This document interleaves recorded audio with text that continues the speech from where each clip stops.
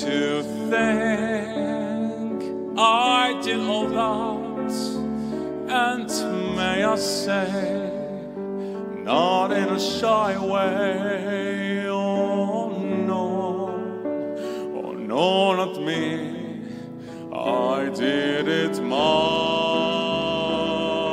way.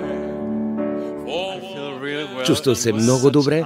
Беше невероятно изживяване да се кача на тази сцена, да срещна хора от толкова много държави. Чувствам се благословен. Благодаря на Сребърна янтра и на всички организатори, че се погрижиха за всичко това.